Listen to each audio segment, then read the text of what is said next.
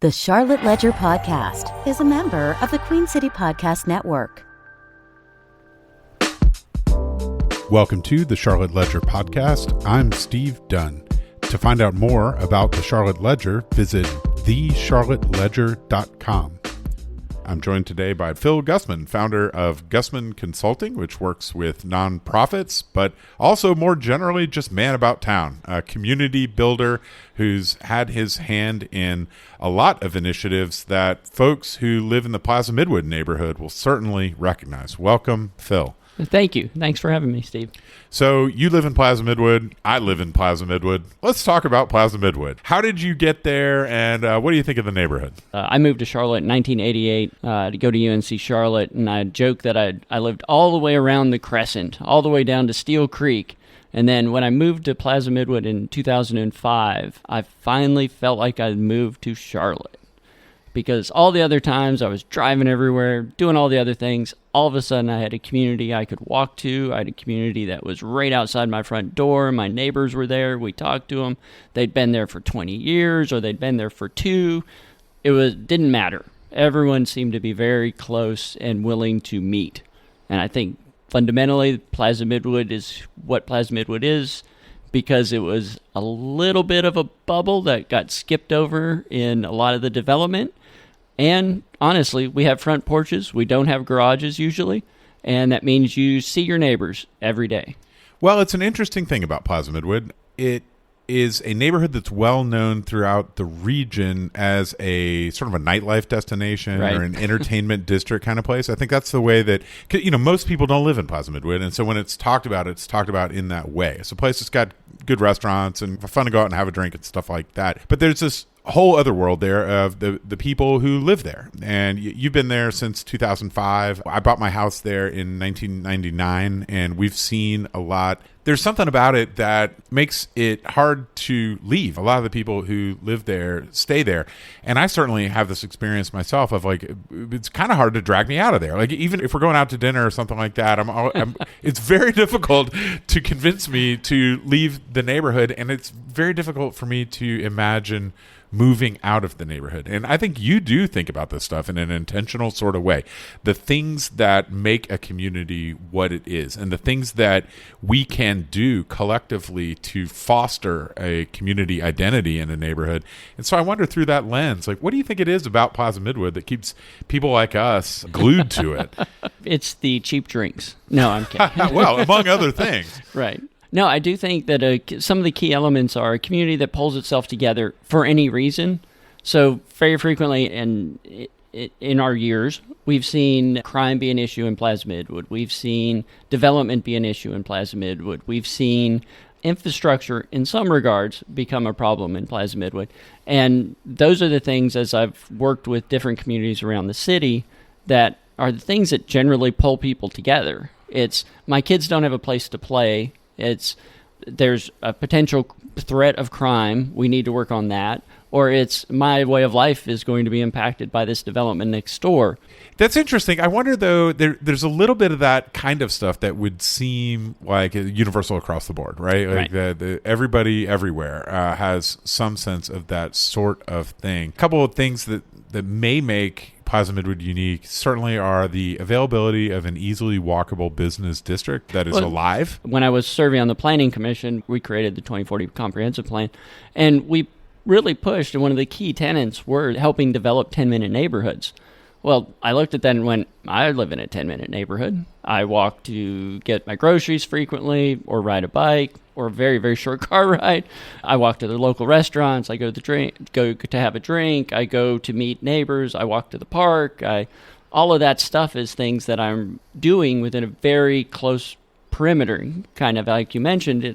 We have a hard time leaving the neighborhood. It certainly is one of the things about Plaza Midwood that it is walkable. And one of the things that's changed over those 25 years is that we had to put in sidewalks. That was something that wasn't always there and isn't currently there on all the streets. But you think about an older neighborhood, sidewalks are just one of those things that are taken for granted in younger neighborhoods, right? But that was something that had to be put in sort of after the fact. Correct. Yeah. And I think that is one of the essential elements of that community that you referenced before, is figuring out a way to develop and build those things that help bring the community together. If it is easy to walk between your house and your friend's house, you will walk more than you drive. And if you look at patterns of development, certainly in this city and in most other cities, as a fellow Plaza Midwoodian, Tom Hanschel, will point out, is that used to not be applied neither equitably or evenly across our city. And so there were communities that were developed at the same time parts of Plaza Midwood were that didn't get sidewalks. And as Plaza Midwood was a series of failed developments, parts of those didn't get sidewalks. I know my street, half of Winter Street, doesn't have a sidewalk. The other half does. Look, there's an interesting thing that this stuff just doesn't happen on its own. Correct. Even whatever people's intentions are, whether they want to be as equally and equitable as they want, somebody still has to make this sort of stuff happen. We all make the community what it is. But I guess one of the things that I think makes it what it is that people are so darn passionate about it, right? Yep. So if somebody builds something or somebody opens any kind of new business or something, people have feelings about it. Yep. And like if it doesn't fit the vibe or something, it's not going to work out. And I don't know exactly what the key to managing that is, but I wonder what, in your experience, what were the hot buttons, or what do you see now as the things that kind of have to get sorted out in this phase that we're in? Every rezoning I've seen in all my time has been parking, traffic, maybe not the noise, but laughter of children, is... Tip O'Neill, Speaker of the House in the 80s, famously said, all politics is local politics. Mm-hmm. And so at the end of it all, we're talking about people's daily lives. Correct. And so it raises all kinds of questions about, like, how do we balance the needs of one faction of the community against another faction. One of the things that you got to do, if you're involved in nuts and bolts and you're not just posting on Nextdoor about how annoyed you are about life in general, if you're actually trying to accomplish something, you have to find out what that council member's concerns are and address them and be communicative and secure that vote. How has that informed the work that you've done on an ongoing basis in your community work? So I continue to expand my perspective as I tried to look at the city as a whole. And I will say that probably made me much more accepting of apartments as I looked at the numbers of people who are trying to live here.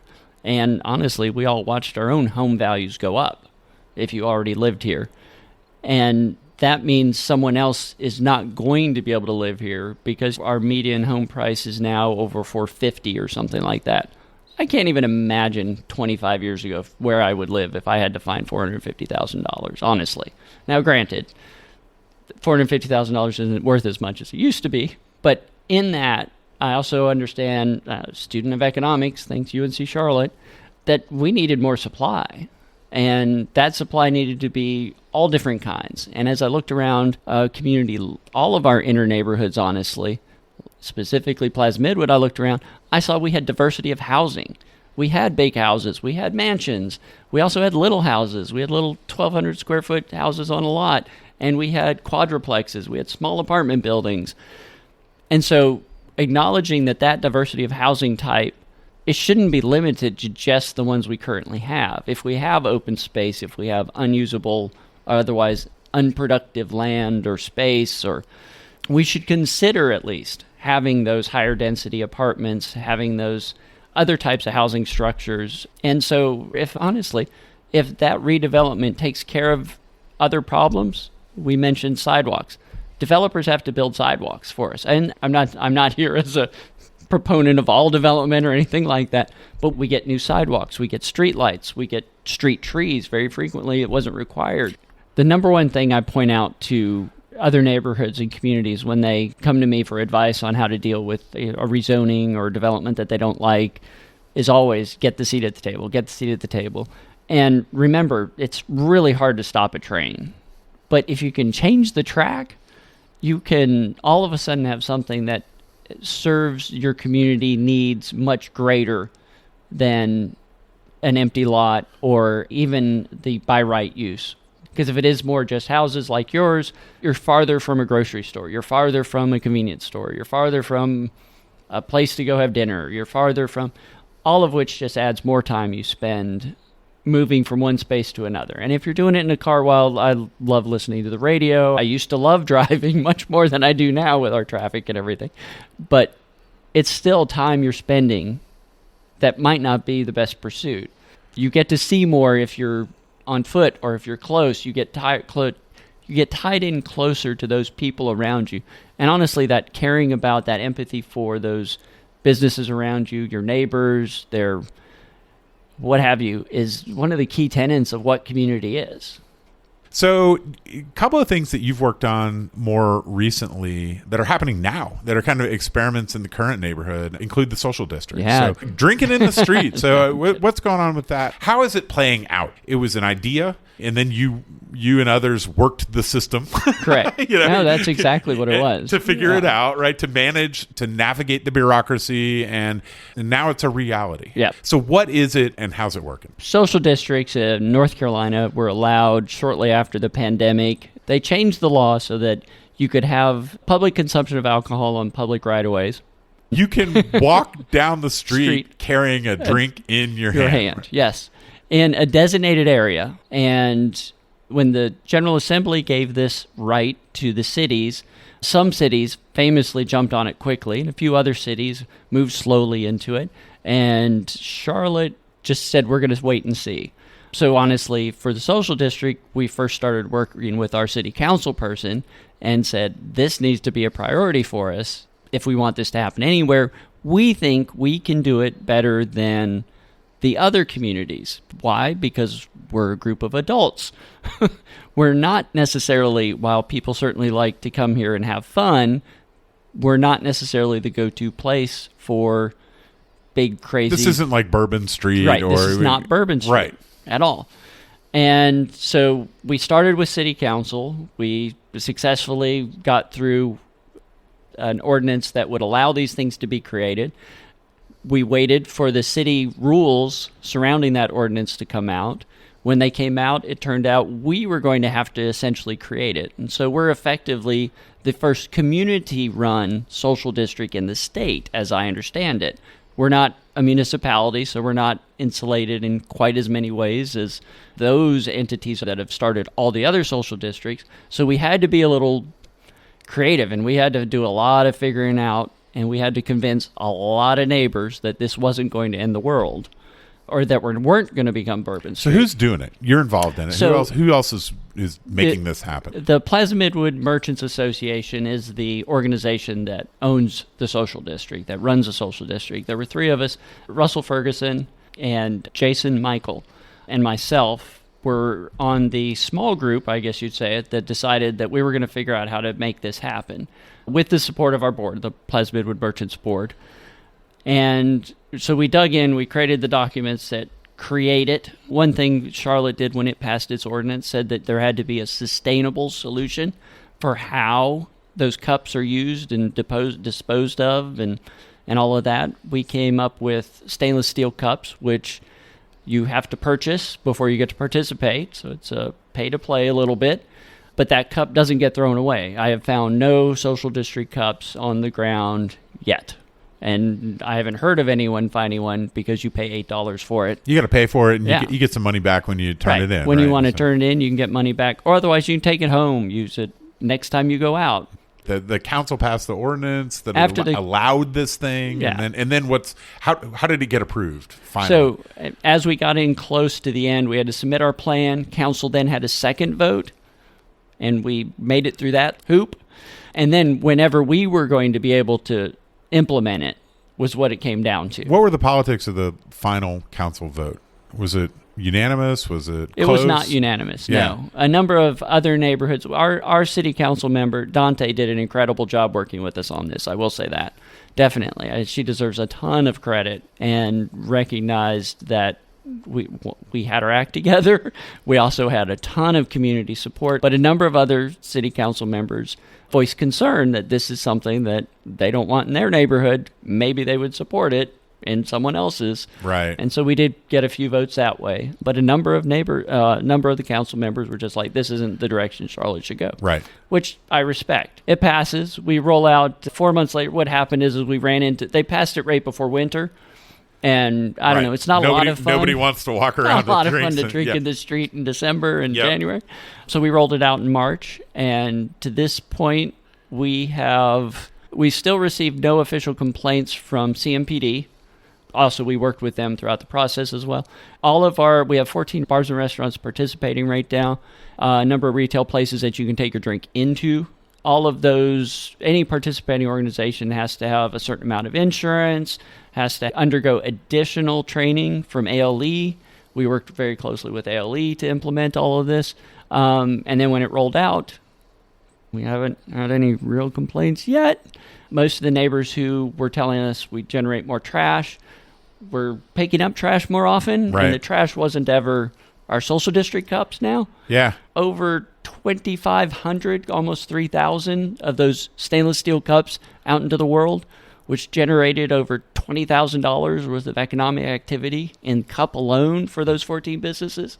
And not to mention all the drinks that go in them and the reuse, we estimate that we have saved almost 10,000 plastic cups. What's the purpose of this? Is it to make Plaza Midwood a fun place to be? So I thought it would be, in my travels, I've always marveled that this is something that, and living in North Carolina almost my entire life, it obviously, more and better repeal is a refrain that I've picked up from some of the D.C. area bartenders who I know who are hearkening back to 1929 and Prohibition. And we had some silly alcohol-related laws. I mean, I understand the intent, and I certainly respect, and I certainly have friends who've been alcoholics and have a lot of respect for anyone traveling that journey. I also know that it's really easy to diminish what this can do. But every neighborhood group that I went in front of it, neighborhood, not businesses, I literally, at Plaza Midwood Neighborhood Association, I got a standing ovation when I said, I'm here to talk about legally drinking in Plaza Midwood's business area. And this came from as much the communities as it ever did our businesses. And actually, part of that's proven by there's 14 bars and restaurants participating, not 25. A number of those businesses are still like, I don't need this for my business. I don't need to do this. I don't want to do this. What's their objection? Just too hard to implement? Right. A number of them are already too busy. They don't need to sell one more drink. And otherwise, we do add the complexity of we now have a different cup sitting behind the bar. We have to navigate that. We have to put a little sticker on it. Some people were like, I don't want to have to train my bartenders. My bartenders don't like this. Otherwise, businesses that are interested were just like, well, I took it to my bartenders. There's another initiative that you're working on these days, this jaunt rides. So how do we fix parking in Plaza Midwood? We don't have any more streets we can park on, and we don't have any more. Well, let me just tell you, lots. as a resident, I just got an email, and it says, hey, did you know that this weekend, I don't know if this is a test. 8-week test program. We're 3 weeks in. So okay, so 5 weeks left. As we record this, we're in the middle of a test program, and the idea is that within a discrete area of Plaza Midwood neighborhood, you can just text this electric car that will come and get you, and it's sort of like a free Uber basically. Free Uber. It's just like within the neighborhood, 1 mile radius. You do it by text message. Mm-hmm. And this car comes and gets you and takes you wherever you want to go, right? And so the idea there is obviously getting people around, maybe lessening the burden of parking. And how's that going so far? What did you have to do in terms of navigating the system on that? It could not have been as hard as doing the social district. No, it wasn't as hard, but we were working with, it's a public-private partnership. And Jaunt is a company that has been operating both on the nonprofit side and for-profit side in Charlotte. I think it's 2 or 3 years now. Mostly working events, like they provide rides from uptown to football games and things like that as well. But years of working with CATS and trying to point out and how do we best meet the needs of the inner ring neighborhoods, the Plaza Midwood merchants got a grant, and we highlighted that parking needs to be a thing that we need to find solutions for. And so I went back to CATS and said, all right, I've got a little bit of money. What can you do for a little bit of money to see what we can get going, and can we make it sustainable? And CATS put us in contact with Jaunt because they didn't have any small vehicles, and CATS, over the last couple of years, has been going through a lot of their own stuff and didn't have the bandwidth to lean in any further. So we started talking about a year ago with these guys at Jaunt, and they drive minority-owned, electric-driven, sustainable vehicles, transport 5 people at a time, and said, what would it take for you guys to come and provide us this service? And they had a couple of criteria. It can't be too big of an area, electric vehicles, that makes sense. And we don't really have a business model for you paying. What we just do is we work with sponsors, and we just provide the service whenever the sponsor wants. So let's run a test. If we can run a test, well, let's work on developing a business model that could fund this, whether it's from memberships that individuals, neighbors purchase, or that we find significant sponsorship dollars or other funding sources if there's demand. How's it going? It's going really well. The first weekend we delivered. I'm going to just venture a guess that you were one of the first customers. Yeah, well, I haven't tried it yet. I also tried the social district very early. Oh, I'm sure. Yeah, they come to my house, which I'm pretty happy about. I definitely made sure that we drew all the way down to Arnold so we could even help our friends out in Mary Oaks if they walk part of the way. Right. And it goes over to the plaza right next to NODA. And actually, I know at least one NODA person completed a survey that said, hey, we walked 10 minutes to the edge of the neighborhood, caught the jaunt, and it made it way easier for us to come visit Plaza Midwood from NODA, for example. How do you measure success in something like that? Is it number of rides taken? I think it's right. It's going to be number of rides taken. So the first weekend, we moved over 185 people. Which, if that just even equates to 40 cars or something, we kept out of Plaza Midwood. Or even if we brought 40 people who weren't going to come otherwise. Yeah, you either freed up a parking place or you added to the number of people who are doing business in the neighborhood. You got it. Yep. And I think it's an excellent compliment to the social district, which, if neighbors are participating in the social district, they need to get used to the idea that they're not driving. Because we're not here to encourage drinking and driving. That is not at all what any of this social district effort was meant to do. It was meant to allow people who are going to drink responsibly do what a lot of people who don't care about the rules were doing anyway. Well, so you're out there in the world, Phil Gussman, making things happen. The social district wouldn't have just happened on its own. The Jaunt Initiative, if it ends up being successful and enduring, it'll be because of your efforts and the efforts of others. Right. What do you see in the future, whether it's for the community or the city at large? Well, I think for our immediate community, for Plaza Midwood area, I think it's working on how we make more of this sustainable. I mean, there is a ton more pedestrian improvements, I think, that need to go along with having things like a social district and the level of development that we're seeing. If we really do add another 1,000 housing units basically over the next 5 years or whatever, that could happen. Not all of this is permitted, not all of this is zoned, but if that could happen, we need to figure out how we move an extra 1,000 people around our business district at the very least, and even more so, get everybody to the parks, get everybody to the other parts of the city that they need to. I mean, things that I look for on the east side, and how do we help the rest of the east side, honestly? We're kind of the gateway to the whole east side. How do we set up so that farther out Central Avenue, they can continue to do better, partially because we're doing better, but also because we've expanded that area. That silver line, the streetcar thing, that's also not going to happen anytime soon? I am less an advocate for the streetcar line when we can duplicate all the benefits of the streetcar line with more flexibility with a BRT. And again, I don't know how this will end up playing out or if it'll play out in my lifetime. Oh, we've been talking about it for so long. But there are other things, too, that we can do. I mean, I'd love to see Cinderella parking implemented on Central Avenue. And all of a sudden, we generate another 100 parking spaces for our businesses when it's not rush hour. What is Cinderella parking? After 7 and before 7, you can park on the street, still leaving the center lane of travel open on Central Avenue. It'll do huge things for us. One, it'll slow down Central Avenue a little bit at times when we don't need it to be a fast road. Make it easier for pedestrian crossing. Provide those 100 or so parking spots that all of a sudden give people who are coming here to visit, who are businesses at least here, hey, I tried to eat at your place. I went there on a Thursday night at 6 o'clock and couldn't find a place to park. It's not going to be an easy task, but I'd love to. Those are other things I see. You asked what was next, so all of that. That's a great way to leave it. Phil Gussman, thanks for being with me today on the Charlotte Ledger Podcast. Thanks. Have a great one. That's it for today. Thanks for listening. This episode was produced by Lindsay Banks. You can find out more about the Charlotte Ledger by visiting thecharlotteledger.com. QueenCityPodcastNetwork.com.